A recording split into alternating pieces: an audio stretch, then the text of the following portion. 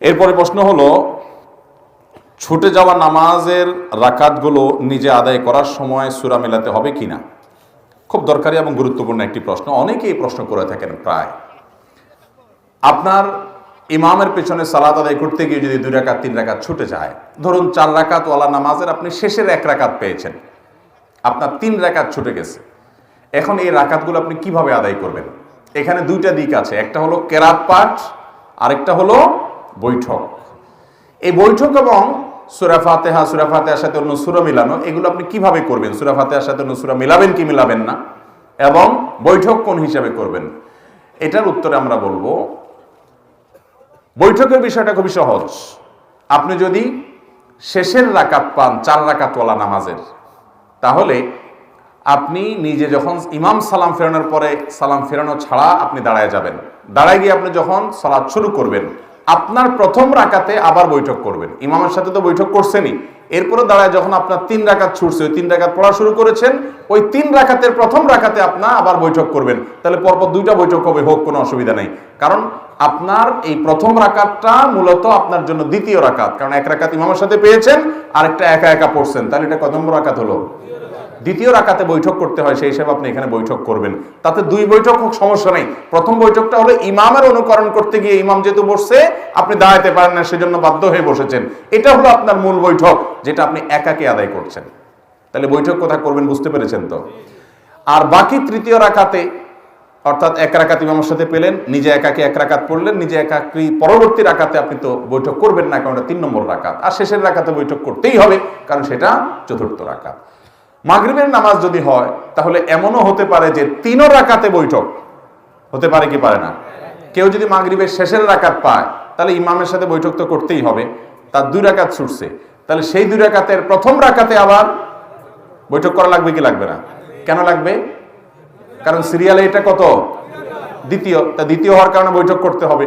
তাহলে একবার ইমামের সাথে বৈঠক করছে, ওইটাতে বৈঠক করার কথা ছিল না প্রথম রাকাত, কিন্তু যেহেতু ইমামের সাথে ছিল, এই জন্য বৈঠক করতে হয়েছে। আবার নিজের প্রথম রাকাতে বৈঠক করেছে, কারণ সিরিয়ালে দ্বিতীয়। আর শেষের রাকাত, আর রাকাত আছে একটা ইমামের সাথে পাইছে, একটা নিজে নিজে বৈঠক করছে, আর একটা রাকাত আছে 3 রাকাত। তাহলে 3 নম্বর রাকাতে বসতেই হবে। তাহলে মাগরিবের 3 রাকাতে বৈঠক হতে পারে, এমনও সিস্টেম হতে পারে। তাহলে বৈঠকের বিষয়টা ক্লিয়ার, ঠিক আছে? এবার আসেন সূরা মিলানো।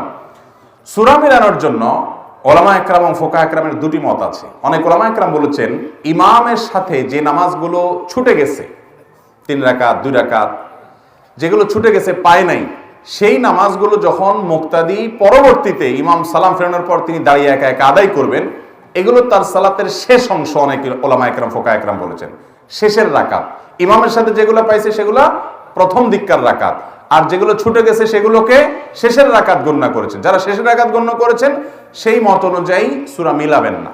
কিন্তু এই মতের চাইতে অধিকতর অগ্রগণ্য মত এবং সতর্কতাপূর্ণ মত হলো যে যেই রাকাতগুলো ছুটে গেছে সেগুলোকে মুক্তাদি যখন একাকি আদায় করবে, সেগুলোকে শুরুর দিককার রাকাত ধরবেন।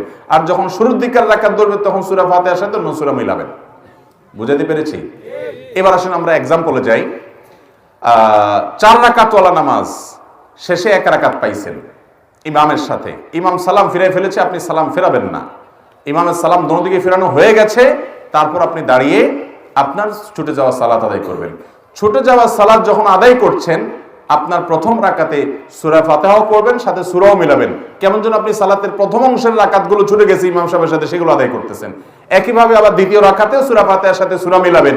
আপনার তৃতীয় রাকাতে আর সূরা ফাতিহার সাথে সূরা মিলাবেন না, কারণ 2 রাকাত তো সূরা মিলানো হয়েই গেছে। এটা তো 3 নম্বর রাকাত সিরিয়ালে, সেখানে তো সূরা মিলানো নাই। কথা কি বুঝতে পারছি?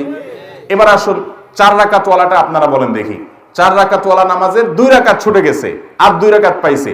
তাহলে ইমামের সালাম ফেরানোর পর দাঁড়ায় যখন 2 রাকাত পড়বে, সেই 2 রাকাতে সূরা ফাতিহার সাথে সূরা মিলাবে না মিলাবে না? কেন মিলাবে? কারণ কেরাতওয়ালা 2 রাকাত তার ছুটে গেছে, সূরা ফাতিহার সাথে সূরা মিলানো 2 রাকাত তার ছুটে গেছে। তাছাড়া ওই 2 রাকাত তার নামাজের যেগুলো সে পরে আদায় করতেছে, এটা নামাজের প্রথম অংশ ধরা হচ্ছে, যার কারণে সাথে সূরা মিলাবে। যদিও ফোকাহ একরামের আরেকটা মত আছে, কিন্তু এই মতটা অধিকতর সতর্কতাপূর্ণ।